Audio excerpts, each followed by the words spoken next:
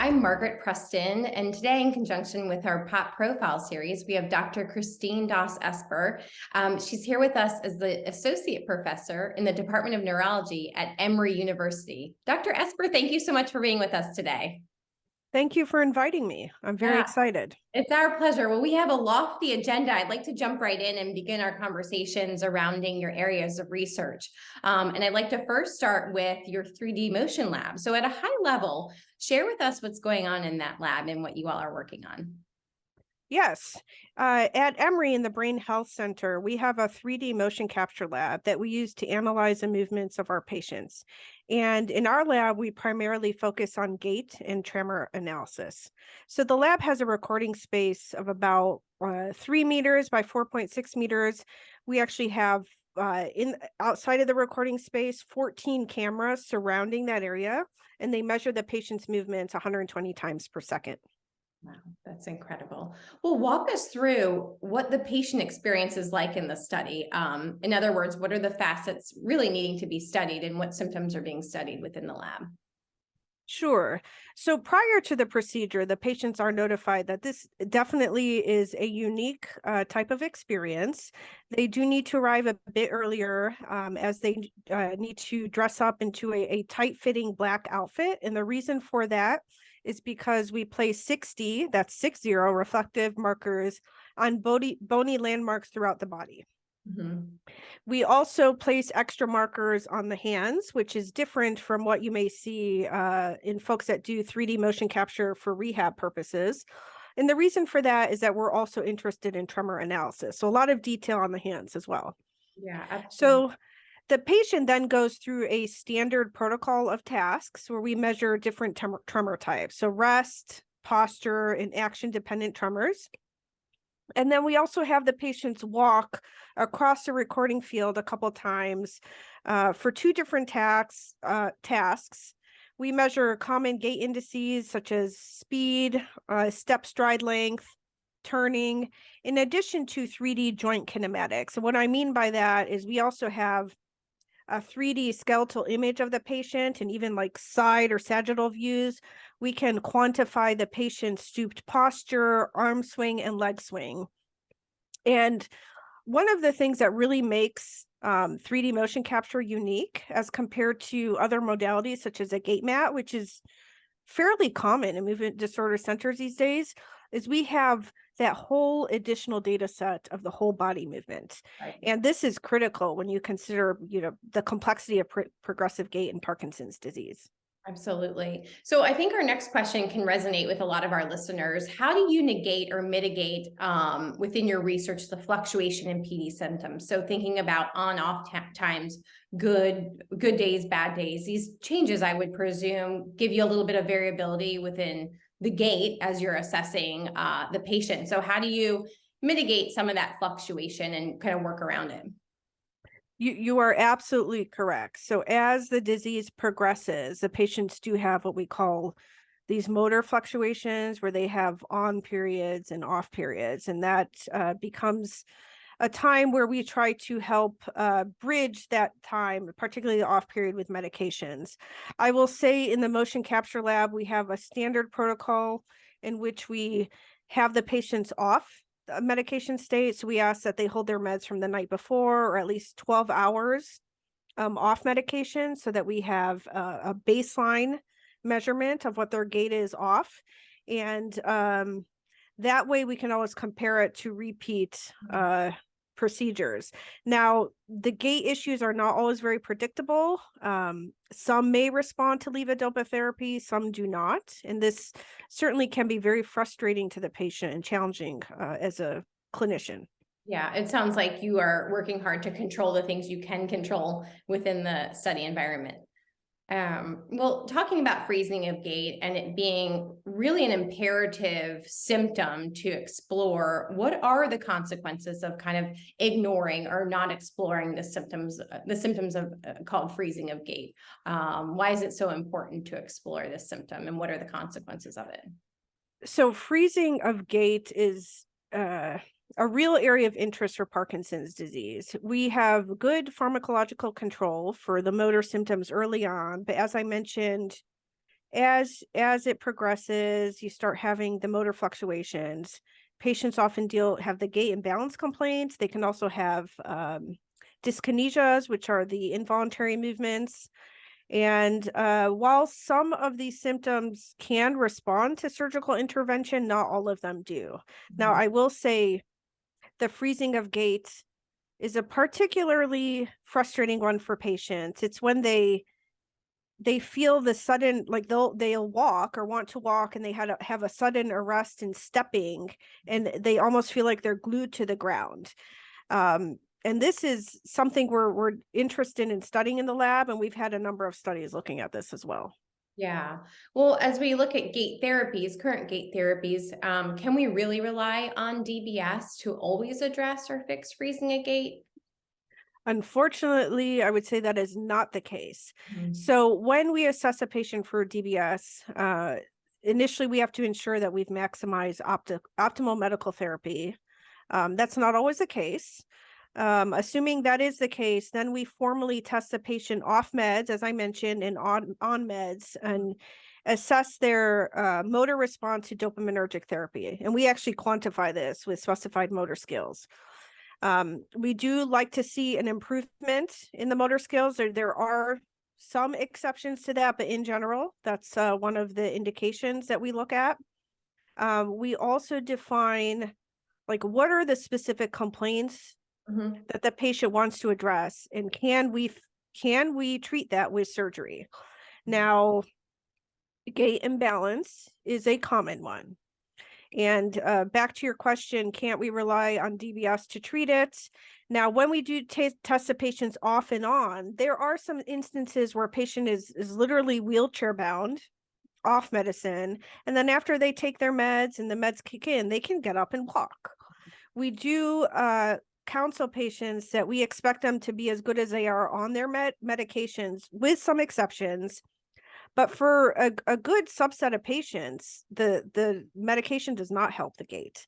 And in that case, we would not expect that DBS would help the gait as well. That makes sense. That was very clear. And I think that'll resonate with a lot of listeners thinking what would be appropriate and what's not, and not always assuming there's a lot of variability with DBS and the outcomes associated with it. So thank you. That was very clear. Well, as we wrap up the motion capture part of your research, what's the ultimate goal of motion capture and movement disorders? How do we perceive the connectivity between human movement and technology really evolving for people with PD? So I say we're in a very unique position here at Emory with our 3D motion capture lab. It is not common to have this in a large movement disorder center. They're definitely popping up in various areas. I think they're more common in Europe. We have a data set, probably over 1,000 at this point, of patients that we've tested in the lab. We have a number of ongoing projects. A few have included freezing of gait. Recently, we actually published a study that looks at the phenotypic spectrum of freezing of gait to assess the possible existence of subtypes. We have a couple of abstracts that we're presenting at the American Academy of Neurology in a couple months, and that utilizes some machine learning to predict various aspects of Parkinsonism and freezing of gait. Another thing is to look at, we have quantitative data, both tremor and gait, for these patients, pre and post. We actually have the patients come back about 12 months after surgery. So we have the opportunity to look at different targets, compare unilateral versus bilateral stimulation, and quantify the improvement on a variety of aspects. We have quantitative tremor data, gait indices, as well as the 3D joint kinematics, which really can provide, once we analyze that data, we can improve the care of Parkinson's patients moving forward. Definitely. And you have that long-term ability to kind of assess people throughout years, really. So, and that's so important as symptoms evolve, the progression evolves, and you better understand the outcome on a long-term basis. That's right.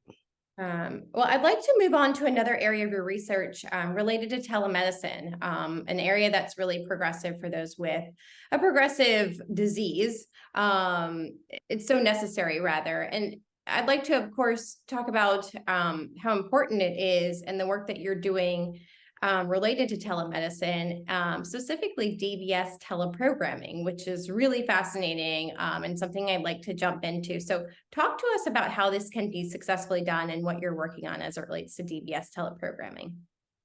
Sure. So I will say it really wasn't until the pandemic hit us in March of 2002 that really moved this endeavor forward for many centers. I remember when our division had an emergency meeting, it was on a Sunday morning. Our director said our clinics are shut down. We have to figure out how we're going to manage patients moving forward. And literally within a week, we had a movement disorder center via telemedicine. Yeah. And we essentially saw all of our patients, with the exception of those requiring procedures, which was the Botox patients, via telemedicine. Mhm. Now, I will say from a programming standpoint, of course, there were limitations. We could not program remotely. It actually was we had some very challenging times when patients reported that their batteries were dying and we could not communicate with the battery in real time to see how much time they had left. Mhm. So, I'm a bit biased as a DBS specialist, but certainly the platform that's available now through Abbott, what they call the Neurosphere Virtual Clinic, does allow us to remotely program patients. And it has been a real game changer for some patients as the disease advances, they have limited mobility and transport can become a real limitation for this group. Yeah, and I love that you said that. And I tried to start the conversation saying how it's so needed. I think we think of telehealth as something related to COVID, but with working with people with neurological disorder and ones that are progressive, I think it's good to kind of change the way we view it as something so important for neurological disease, not just COVID. They're not mutually exclusive. So it's really important work to continue from a telehealth standpoint. Share with our listeners the general feedback that you've received so far from those who have been a part of teleprogramming. So I will say the patients that I have used it for thus far have really enjoyed it, and they want to continue being programmed remotely. Now, that being said, I do not necessarily offer it to all the patients. So I also do the DBS pre-surgical evaluations. I'll determine if someone is a candidate. And in that documentation, if we are going to move forward, I will also document my recommendations for targeting, as well as, what type of DBS programmer I recommend. Okay. Now, if a patient, let's say, has some cognitive impairment and is living alone without support, I may not necessarily recommend remote programming for them. That just may be too difficult for them. The other thing to consider is geographical restrictions. So I can only program patients in the state of Georgia because I have a Georgia medical license. I know this may vary by provider, but in general, this is fairly common practice at academic centers. So while I may have a patient located in South Carolina, I would not offer that option to them. Right. But I will say for the ones that do use it and do have that capability, I think it's an excellent option. And it's important to keep in mind, you're not necessarily committing someone just to teleprogramming. They Right. can still come in. It can be a hybrid type of relationship where if I feel like I need to do more hands-on exam or programming, they should come in for a hands-on visit. Yeah, and it's nice to have that flexibility. Is certainly if a care partner isn't there to drive them, or they're just having a hard time with mobility. So it's just offering, I think, a lot of flexibility for you as a physician as well as the patient. So that can only be a good thing. That's right. Well, what is your vision for the future as it relates to teleprogramming really becoming a mainstay? And would you say that improving overall health equities would really be the precursor to success in DBS teleprogramming? So things like ensuring folks have the technology within their home and some of those other factors that aren't always equal.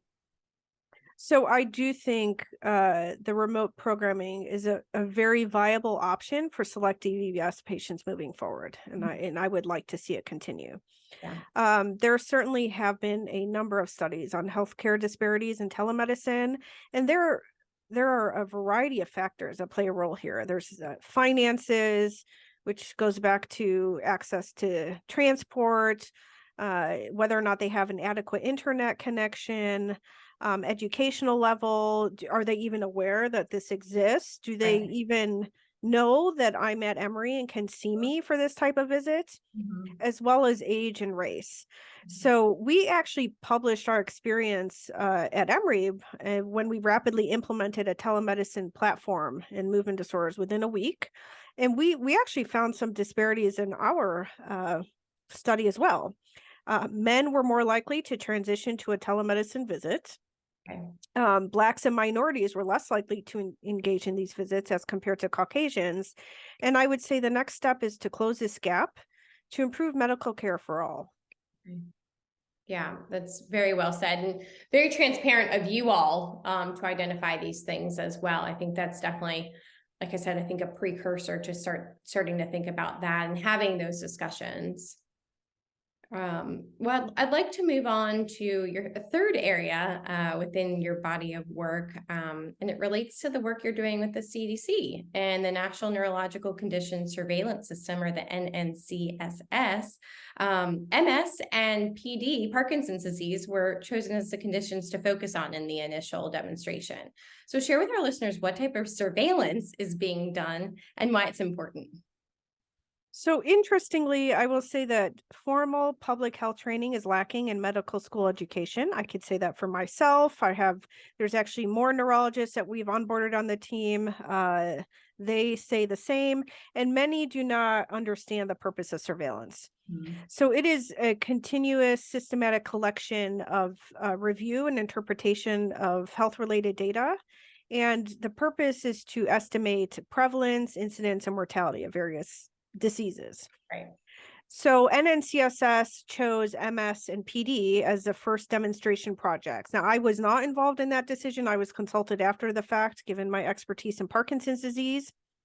But the reason being is because they're two very different neurological disorders, but they both still have significant morbidity.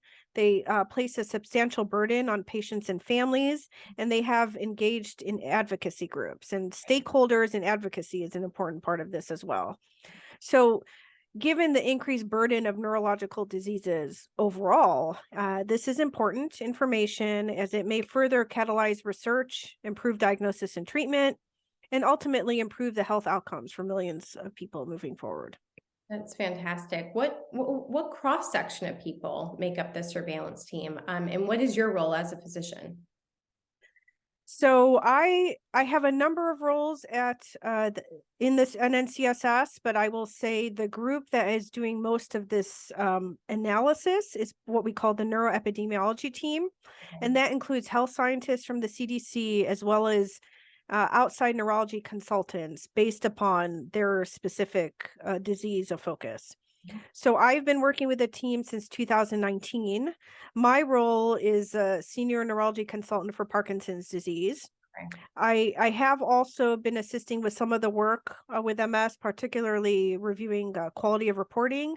But we also do have an MS senior neurology consultant as part of the team as well. Okay, and do you think, is it a possibility, or perhaps you all are already doing this, but for the states that have the Parkinson's disease registries, can the surveillance team work in tandem with that information and data within states? So that is a great question. And we actually also have consulted with external Parkinson's disease experts. One of them actually is involved in the California, actually two of them in the California Parkinson's Disease Registry. That being said, our focus is a little bit different. So when you consider surveillance work, we gather data and prevalence of diseases and populations, whereas registries will systematically collect data on specific individuals. Okay. They may have patient identifiable information, biological specimens, which is not what we do in surveillance. Okay.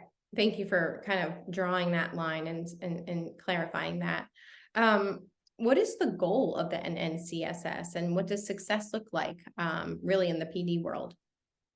So the goal of NNCSS is to calculate, well, right now, calculate estimates of prevalence and beyond for MS and PD. We Mhm. actually are almost done with our PD report, should be available on our website shortly. Currently working on the MS report. Um, Publications will follow after this. But after this initial demonstration project of MS and PD, we would like to apply our methodology to a standard surveillance approach and expand it to include additional neurological conditions. So we want to mimic what we've done um, thus far. And I'll say from a Parkinson standpoint, accurately identifying prevalence, incidence, and other comorbidities is critical as we plan for the future, given the growing numbers of neurodegenerative disorders. Absolutely. Well, I'd like to wrap up our conversation related to the areas in which you are exploring in your research and move on to more general Parkinson's disease questions. Since we do have a neurologist right in front of us, I'd like to ask just some general questions and get your take and thoughts on these questions. So, as we know, Parkinson's is often synonymous with a tremor and involuntary movements, but there's so many other intricacies about the disease associated with the disease. If you could shed a light on a lesser known symptom within the disease, what would it be and why? So I definitely see a more biased population as I'm a DBS specialist, but I think many people don't realize a symptom called off dystonia. And that is when, as the disease progresses, a patient will, instead of having constant control, they start having the ups and downs. Some patients experience very severe cramping and pain in the off state. It is often in the toes and the foot, and they'll have like toe curling when they're off. And this potentially could be an indication for DBS. And a lot of times, people may not realize that is actually a symptom of the off phenomenon of Parkinson's rather than, just dystonia. Interesting. Thank you for elaborating on that. What would you say is the biggest barrier to advancements in treatment options, as well as ultimately unlocking the cure for Parkinson's? I know that's a loaded question, and it's just a question that everyone wants to ask the neurologist. I think sometimes people think, well, the mainstay treatment is levodopa, of course, carbidopa for quite a long time. So people are saying, knocking on doors, saying, what's the biggest barrier to advancements of the disease, treatment, cure, etc. So I'd love to hear your take. So that's a tough one. I'd say there's many factors play a role here. But I'll try to be brief. I'll say two main things. And not this doesn't directly answer your question, but early detection, I think, would help guide us regarding various treatment modalities. There's a lot of work with that. But if you talk about how can we cure Parkinson's, you need to target the ultimate cause, which would be the dopamine depletion in the basal ganglia. And if we can ultimately identify the cause of this depletion and reverse it, we would be on the potential road to recovery. Yeah, yeah, absolutely. Well, we've certainly covered a few areas of your research that can really be visualized in the future, which is really exciting. In addition to the areas of your work, what are some of the other projects and research just within the global PD world that really excite you, that you're excited to see coming down the pipe? I mean, I obviously am interested in the tremor analysis and Gait, but one of the things I found very fascinating is um, I have patients that talk about music therapy and dance to help treat their Parkinson's disease and rehab. And this is both from a motor as well as a mental standpoint. And I know there have been a number of studies that publish this, but I find that extremely fascinating and something that we should explore further as it's non-invasive and should be pursued. Yeah, absolutely. Are you, I guess, referencing as we explore on what you said, some of the neuroplasticities associated with dance and that research? I'm referring to that, and I've also seen some studies in which, I mean, they do test Gait Mhm. more on a Gait map, but also some with 3D motion capture where they have some progressive gait disorder, and then if you turn on music, that Mhm. can help them Yeah, overcome whatever deficiency they are experiencing, which yeah. I find very interesting. The world of music therapy is fascinating. I agree. Well, as we wrap up, share with your listeners how folks can learn more about you, your research, get involved if they're local. Share with us how we can learn more about it. So I would love to have folks reach out. I know my information is available on the Emory website, including my interests, a bio, publications. We are in the process of working on setting up a better website for the Motion Lab. There are some pictures of it at this time, but I actually want to create a dedicated website for that and an email address so patients can reach out to us. I know the word's getting out because we've had various requests, even from just some sports requests, which isn't quite what we do in our lab. But certainly, we're happy to provide more detailed information and show what we can do to help patients with Absolutely. Parkinson's. Yeah, and we will certainly put the links to the lab as well as your page at Emory at the end of this presentation so folks can access it. Dr. Esper, I can't thank you enough for sharing your world, as busy as it is, as well as kind of your general outlook as we look at Parkinson's tomorrow, and you sharing your time with us today. Well, thank you very much for the invite. I really do appreciate it. Thanks.